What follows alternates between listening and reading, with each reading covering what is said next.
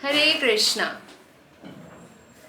आज हम चर्चा करेंगे कि किस प्रकार के लोग भगवान के पास जाते हैं। भगवान कृष्ण ने भागवत गीता के 7वें अध्याय 16वां श्लोक में बताते हैं, चतुर्विधा भजन्ते माम जनः सुकृतिनोऽर्जुन आर्तो जिज्ञासुरर्थार्थी ज्ञानी च भरतर्षभ। तो भगवान कृष्ण कहते हैं 4 प्रकार के पुण्यात्मा भगवान की सेवा करते हैं या भगवान के पास आते हैं। उनमें से है आर्त, यानी जो दुख में पड़ा हुआ है, वो व्यक्ति हर जगह से हार कर बाद में कृष्ण के शरण में आते हैं।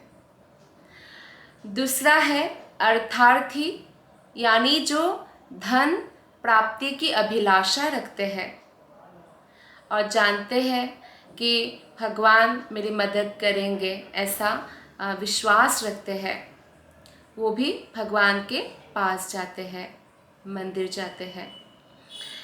तीसरा जिज्ञासु, जिनको जिज्ञासा होता है कि मैं कौन हूँ, मृत्यु के बाद क्या होता है। कुछ लोग महल में, कुछ लोग फुटपाथ में क्यों जन्म लेता है, कुछ अच्छे लोगों के साथ भी बुरा क्यों हो रहा है, कुछ बुरा लोगों के साथ भी अच्छा क्यों हो रहा है। तो उनके मन में कई प्रकार के जिज्ञासा होता है भगवान के बारे में, तो इसलिए वो भी भगवान के शरण में आते हैं जिज्ञासाओं को शांत करने के लिए। और चतुर्थ जो लोग हैं 4 प्रकार के लोग में से, वो है ज्ञानी, यानी जिसको आध्यात्मिक ज्ञान हो चुका है और जो ये जान चुका है कि भगवान श्री कृष्ण ही सभी कारणों का कारण है, वो भी भगवान कृष्ण के पास जाते हैं। तो ये चारों प्रकार के अलग अलग अभिलाषा रखने वाले जो व्यक्ति है, वो भगवान कृष्ण की सेवा करते हैं और ये पुण्यात्मा है। कृष्ण भागवत गीता में कहते हैं कि ये सारे उदार चेता व्यक्ति है, लेकिन इन सब प्रकार के जो व्यक्ति हैं, इन चारों प्रकार के लोगों में कृष्ण को जो ज्ञान प्राप्त करके कृष्ण के पास आते हैं, वो अत्यंत प्रिय है। इसका मतलब ये नहीं है कि क्या बाकी लोग प्रिय नहीं हैं, बाकी सभी लोग कृष्ण को प्रिय है। जो दुख में पड़कर कृष्ण के पास आते हैं और उनको भरोसा होता है कि भगवान श्री कृष्ण मेरे दुख को हरण करेंगे, और भगवान उनके भरोसा को बढ़ाते भी हैं। या कोई धन की प्राप्ति के लिए आते हैं और भगवान की सेवा करते हैं, भगवान के मंदिर में दान करते हैं कि मुझे और धन प्राप्ति करना है, तो कृष्ण से प्रार्थना करते हैं, तो कृष्ण उनको भी प्रेम करते हैं, क्योंकि इससे स्नेह का विनिमय होता है। जिस प्रकार से हम उदाहरण दे सकते हैं आर्त में, जैसे गजेंद्र, हाथियों का राजा, जब वो पानी में उतरे तो मगरमच्छ ने उनका पाँव पकड़ लिया। बहुत शक्तिशाली है, लेकिन फिर भी पानी में शक्ति ज़्यादा मगरमच्छ की होती है। तो उन्होंने अंत में बहुत लंबा समय तक ये युद्ध चला। मगरमच्छ को पानी में तो खाना भी मिल रहा था, हाथी का पैर का खून, और पानी का जंतु है वो, तो बहुत शक्तिशाली। और गजेंद्र का शक्ति क्षीण होने लगा। तब वो एक कमल तोड़कर भगवान को प्रार्थना किया रक्षा के लिए, और भगवान विष्णु गरुड़ में तुरंत आविर्भाव हुए और गजेंद्र की रक्षा किया। ये आर्त का उदाहरण है। और जैसे कि कई लोग धन की इच्छा रखते हैं, ध्रुव महाराज ने अपने पिता से भी बड़ा राज्य की इच्छा किया, क्योंकि उनकी सौतेली माता ने उनका तिरस्कार किया और पिता का प्रेम ध्रुव को नहीं प्राप्त होने दिया। तो ध्रुव महाराज ने ऐसा इच्छा रखकर वन में गए कि मुझे पिता से भी बढ़कर राज्य मिले। उनकी जो माँ है, माँ ने उनको बताया कि भगवान विष्णु ही सबको देने वाला है, तो आप उनकी आराधना करो। तो ये माँ उनके गुरु बन गई। हर माँ बच्चे का सबसे पहला गुरु होते हैं, और अगर माँ कृष्ण भक्त है तो बच्चे को सही मार्गदर्शन दे सकती है। तो ध्रुव महाराज वन में गए, 6 महीना कठोर तपस्या किया। नारद मुनि ने उनको मंत्र भी दिया। फिर बाद में जब वो आगे बढ़ने लगे भक्ति में, तो उनके हृदय से समस्त अभिलाषाएं शून्य हो गया, और उन्होंने भगवान के जब उनके सामने प्रकट हुए तो क्या मांगा? कोई भौतिक इच्छा नहीं रखी, भगवान से भक्तों का संग मांगा। लेकिन फिर भी कृष्ण ने उनको ध्रुवलोक जैसे राज्य प्रदान किया, और ध्रुवलोक प्रदान करने से पहले पृथ्वी में भी निष्कंटक 36,000 ईयर्स तक राज्य प्रदान किया। तो कृष्ण इतने दयालु हैं। तो जो दुख में पड़कर आते हैं उनके दुख दूर करते हैं, जो धन की इच्छा से आते हैं उनको धन भी देते हैं, क्योंकि इस प्रकार से स्नेह का आदान प्रदान होता है।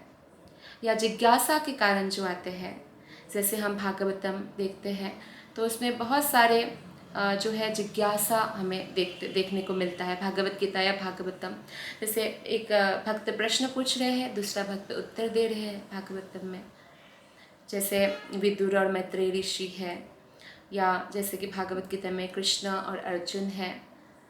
तो ये जिज्ञासा इम्पॉर्टेंट है भगवान को जानने के लिए। इसलिए कहा गया है वेदांत सूत्र में, अथा तो ब्रह्म जिज्ञासा। अब तो हमें मनुष्य ने मिला है तो हम अब जिज्ञासा कर सकते हैं, जबकि पशु ये जिज्ञासा, आध्यात्मिक जिज्ञासा नहीं कर सकते हैं। तो जिज्ञासु भी कृष्ण को प्रिय है, तो वो उनको ददामी बुद्धि योगम त्वाम, जो प्रयासरत रहते हैं भगवान के बारे में जानने के लिए, तो उनको ऐसे व्यक्तियों का संग देते हैं ताकि उनका जिज्ञासा शांत हो और वो भक्ति में दृढ़ हो जाए। तो ये तीनों प्रकार के जो व्यक्तियाँ हैं वो भी कृष्ण को प्रिय है। भक्ति में कोई छोटा भक्त बड़ा भक्त नहीं है, सभी भक्त कृष्ण को प्रिय है। लेकिन ज्ञानी जो है, जो दिव्य ज्ञान को प्राप्त करके कृष्ण के पास आते हैं, वो कृष्ण को अत्यंत प्रिय है। ऐसा क्यों? क्योंकि ज्ञानी के हृदय में कोई भौतिक इच्छा नहीं होती है। भगवान स्नेह का विनिमय इसलिए करते हैं बाकी अर्थ या जिज्ञासु या अर्थार्थी के साथ, ताकि उनके हृदय में भगवान के प्रति विश्वास पैदा हो और वो भक्ति में आए, दिव्य ज्ञान प्राप्त करे और भक्ति में दृढ़ हो जाए, शुद्ध भक्त बन जाए। और ऐसा होता भी है, वो शुद्ध भक्त बन भी जाते हैं। हम भले किसी भी कारण से कृष्ण के पास जाए, ये हमारा महान सौभाग्य होता है। तो इसलिए हमारे दिल में अगर कोई इच्छा भी हो तो हमें कृष्ण के पास ही जाना चाहिए, किसी अन्य के पास नहीं। इसी को कहा गया है अनन्य कृष्ण भक्ति, अन्य नहीं, केवल कृष्णा। क्योंकि ज्ञानी इस बात को जानते हैं कि कृष्ण ही सर्व कारण कारणम है, अनादिरादि गोविंद सर्व कारण कारणम, तो सभी कारणों के कारण है।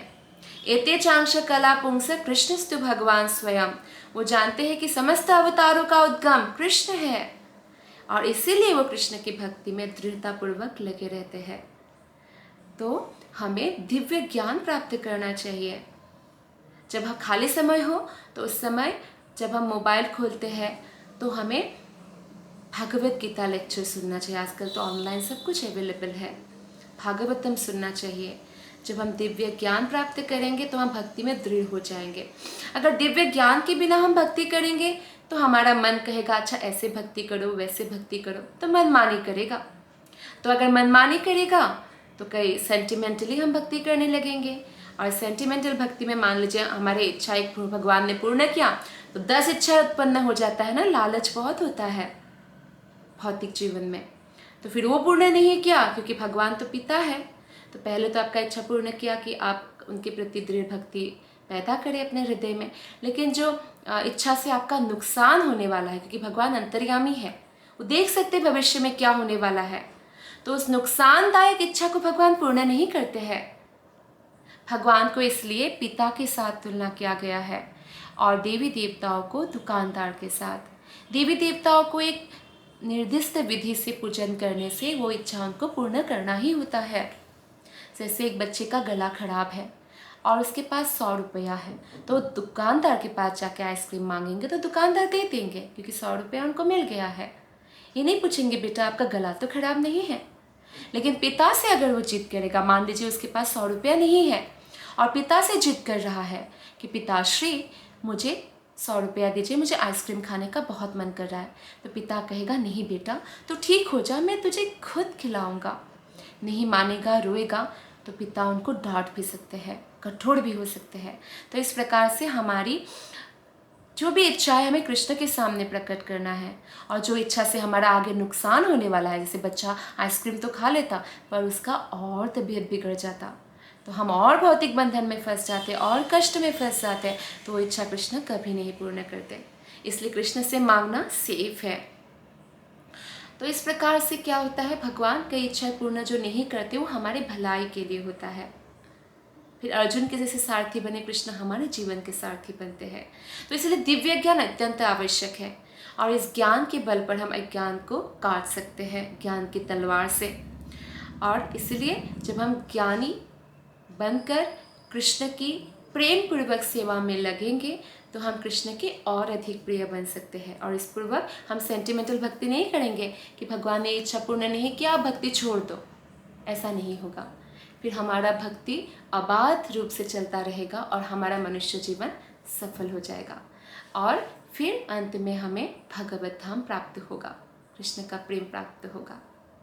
तो इसीलिए भले ही कोई किसी भी उद्देश्य से कृष्ण के पास जाए, ये बहुत बड़े पुण्यात्मा होते हैं, लेकिन धीरे धीरे हमें दिव्य ज्ञान की ओर आकर्षित होना चाहिए, दिव्य ज्ञान प्राप्त करने का प्रयास करना चाहिए, क्योंकि जो ज्ञान के बल पर भक्ति करते हैं वो भगवान को प्राप्त कर सकते हैं। धन्यवाद। हरे कृष्ण।